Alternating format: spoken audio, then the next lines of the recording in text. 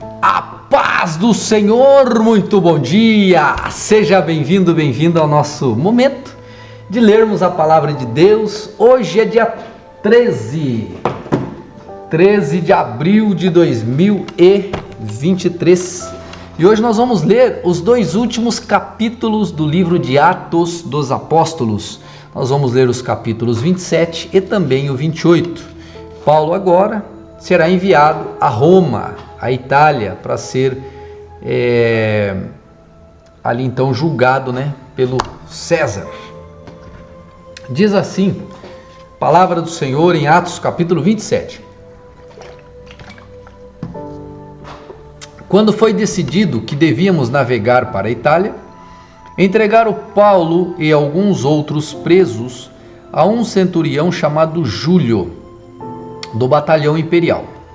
Embarcando num navio de Adramítio, que estava de partida para costear a província da Ásia, fazendo-nos ao mar, indo conosco Aristarco, um macedônio da Tessalônica, e também no dia seguinte chegamos a Sidom. Júlio, tratando de Paulo com humildade, permitiu que ele fosse ver os amigos e obter assistência. Partindo dali, navegamos ao abrigo da ilha de Chipre, porque os ventos eram contrários. E tendo atravessado o mar ao longo da Cilícia e Panfilha, chegamos a Mirra, na Lícia. Nesse porto, o centurião encontrou um navio de Alexandria, que estava de partida para a Itália, e nos fez embarcar nele. Navegando vagarosamente muitos dias, foi com dificuldade que chegamos às imediações de Cnido. Não nos sendo permitido prosseguir por causa do vento contrário, navegamos ao abrigo de Creta, na altura de Salmona. Costeando a ilha com dificuldade, chegamos a um lugar chamado Bons Portos, perto do qual estava a cidade de Lazéia. Depois de muito tempo, tendo se tornado a navegação perigosa, e já passado o tempo do dia do jejum, Paulo os aconselhou dizendo: Senhores, vejo que a viagem vai ser trabalhosa, com dano e muito prejuízo, não só da carga e do navio, mas também da nossa vida. Porém o centurião dava mais crédito ao piloto que ao mestre do navio, ou o centurião dava mais crédito ao piloto e ao mestre do navio do que ao que Paulo dizia. Não sendo o porto próprio para invernar, a maioria deles era de opinião que deviam partir dali, para ver se podiam chegar a Finícia e ali passar o inverno, visto ser um porto de Creta que olha para o noroeste e para o sudoeste. Soprando brandamente o vento sul, e pensando eles ter alcançado o que desejavam, levantaram âncora e foram costeando mais de perto a ilha de Creta. Entretanto, não muito depois, desencadeou-se do lado da ilha um tufão de vento, chamado Euroaquilão. O navio foi arrastado com violência e, sem poder resistir ao vento, cessamos a manobra e fomos deixando levar. Passando ao abrigo de uma ilhota chamada Cauda, com dificuldade, conseguimos recolher o bote. Tendo içado o bote, os marinheiros usaram de todos os meios para reforçar o navio com cabos de segurança. E, temendo que fosse encalhar nos bancos de areia de Sirte, desceram as velas e foram à deriva. Açoitados severamente pela tormenta, no dia seguinte começaram a jogar carga ao mar.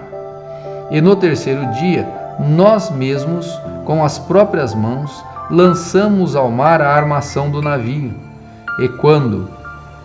E não aparecendo havia já alguns dias, nem o sol, nem estrelas, sobre nós apenas uma grande tempestade. Dissipou-se, afinal, toda a esperança de salvamento. Havendo todos estado muito tempo sem comer, Paulo, pondo-se em pé no meio deles, disse: Senhores, na verdade era preciso terem me atendido e não partido de Creta, para evitar esse dano e perda. Mas agora aconselho que tenham coragem, porque nenhuma vida se perderá, mas somente o navio, porque esta mesma noite um anjo de Deus, a quem pertenço e a quem sirvo, esteve comigo dizendo: Paulo, não tenha medo, é preciso que você compareça diante de César.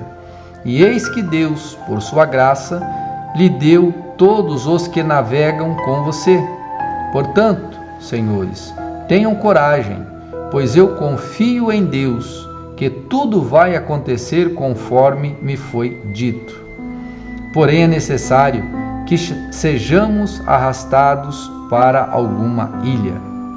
Quando chegou a 14ª noite, sendo nós abatidos de um lado para o outro no mar Adriático, por volta da meia-noite, os marinheiros pressentiram que se aproximavam de alguma terra, e, lançando a sonda, viram que a profundidade era de 36 metros. Passando um pouco mais adiante, tornaram lançar a sonda e viram que a profundidade era de 27 metros. E receosos de que fôssemos atirados contra lugares rochosos, lançaram da polpa 4 âncoras e oravam para que rompesse o dia. Nisto, os marinheiros tentaram escapar do navio. Arriaram o bote ao mar, a pretexto de que iam lançar âncoras da proa. Paulo disse ao centurião e aos soldados: se estes não permanecerem a bordo, vocês não poderão se salvar. Então os soldados cortaram os cabos dos botes e o deixaram afastar-se. Enquanto amanhecia, Paulo rogava a todos que se alimentassem, dizendo: hoje é o 14º dia em que, esperando, vocês estão sem comer, não tendo provado nada. Por isso peço que comam alguma coisa, pois disto depende a sobrevivência de vocês. Porque nenhum de vocês perderá nem mesmo um fio de cabelo da cabeça. Tendo dito isto, pegando um pão, deu graças a Deus na presença de todos, e depois de o partir, começou a comer. Todos ficaram mais animados e se puseram também a comer. Estávamos no navio 276 pessoas ao todo. Refeitos com a comida, aliviaram o navio jogando o trigo no mar. Quando amanheceu, não reconheceram a terra, mas avistaram uma enseada, onde havia uma praia. Então consultaram entre si se não podiam encalhar o navio. Cortando os cabos das âncoras, deixaram que ficassem no mar. Soltaram também as amarras do leme e, alçando a vela de proa ao vento, dirigiram-se para a praia. Dando, porém, num lugar onde 2 correntes se encontravam, encalharam ali o navio. A proa encravou-se e ficou imóvel, mas a polpa se despedaçou pela violência das ondas. O parecer dos soldados era que os presos deviam ser mortos, para que nenhum deles fugissem nadando. Mas o centurião, querendo salvar Paulo, impediu-os de fazer isto.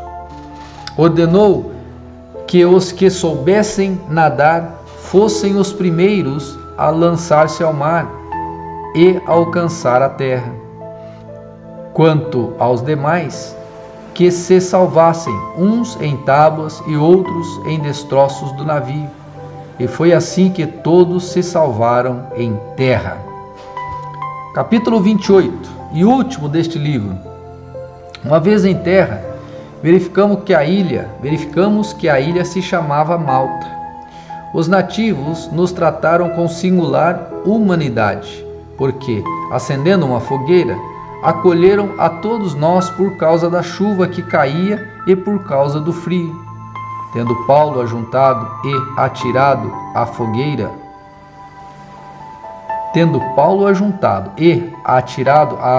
um feixe de gravetos, uma víbora, fugindo do calor, prendeu-se na mão dele. Quando os nativos viram uma víbora pendurada na mão de Paulo, disseram uns aos outros: certamente esse homem é assassino, porque, salvo do mar, a justiça não o deixa viver. Porém ele, sacudindo a víbora no fogo, não sofreu mal nenhum. Mas eles esperavam que Paulo viesse a inchar ou a cair morto de repente. Depois de muito tempo esperar, vendo que nada de anormal lhe acontecia, mudando de opinião, diziam que ele era um deus. Perto daquele lugar havia um sítio que pertencia ao homem principal da ilha, chamado Públio, o qual nos recebeu e hospedou com muita bondade durante 3 dias. Aconteceu que o pai de Públio estava enfermo de disenteria, ardendo em febre. Paulo foi visitá-lo e, orando, impôs-lhe as mãos e o curou. À vista deste acontecimento, os demais enfermos da ilha vieram e foram curados, os quais nos distinguiram com muitas honrarias, e tendo nós de prosseguir viagem, nos puseram a bordo tudo o que era necessário.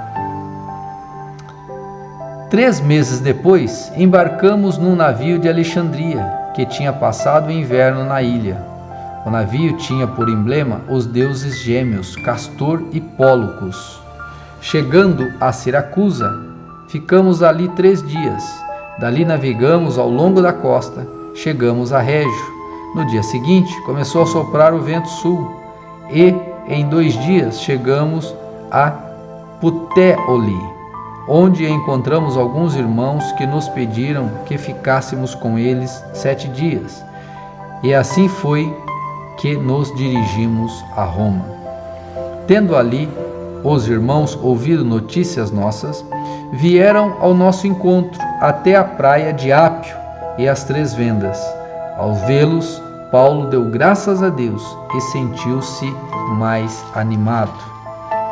Uma vez em Roma, Paulo recebeu permissão para morar por sua conta, tendo em sua companhia um soldado que o guardava. 3 dias depois, ele convocou os principais dos judeus. Quando estavam reunidos, Paulo disse: meus irmãos, apesar de nada ter feito contra o povo ou contra costumes paternos, vim preso desde Jerusalém, entregue nas mãos dos romanos. Estes, depois de me interrogarem, quiseram soltar-me, porque não encontraram em mim nenhum crime passível de morte. Diante da oposição dos judeus, fui obrigado a apelar a César, não tendo eu, porém, nada de que acusar o meu povo. Por isto que pedi para vê-los e para falar com vocês, porque é pela esperança de Israel que eu estou preso com esta corrente. Então eles lhes disseram: nós não recebemos da Judéia nenhuma carta que falasse a respeito de você. Também não veio qualquer dos irmãos que nos anunciasse ou dissesse algo de mau gosto a seu respeito, mas gostaríamos de ouvir o que você pensa, porque sabemos que em todos os lugares essa seita é contestada.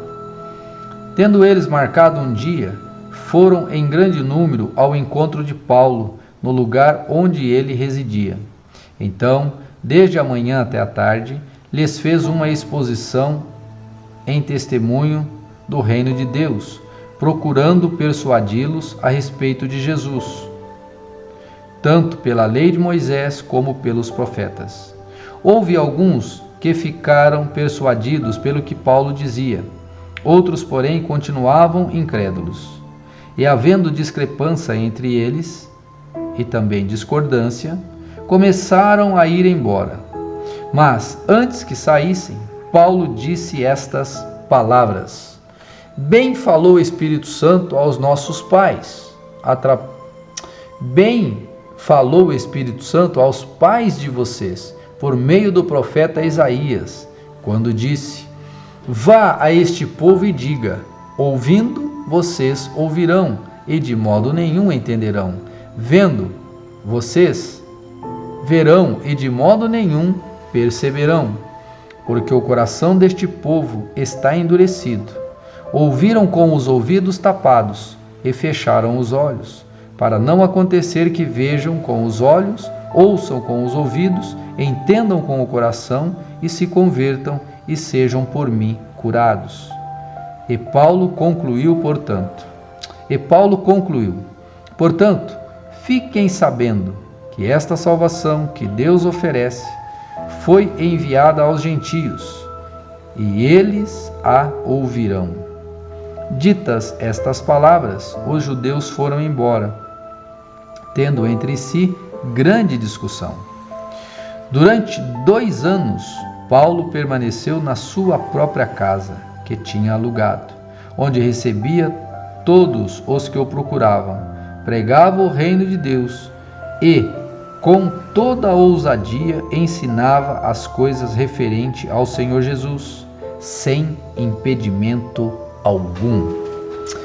Com isso, minha gente, concluímos a leitura deste dia especial e nós pedimos agora ao Senhor que Ele nos abençoe, que esta palavra possa ter feito a diferença na sua vida, em nome de Jesus. Deus te abençoe e fique na paz.